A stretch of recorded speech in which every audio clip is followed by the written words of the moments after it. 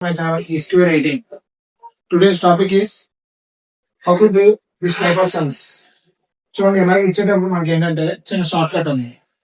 పైన ఇచ్చినవి మూడు భాగాలుగా చేసుకుంటే 27 27 27 27 27 27 7 7 7 21 81 81 81 ఇక్కడ మూడు యాడ్ చేస్తే 81 రావాలి.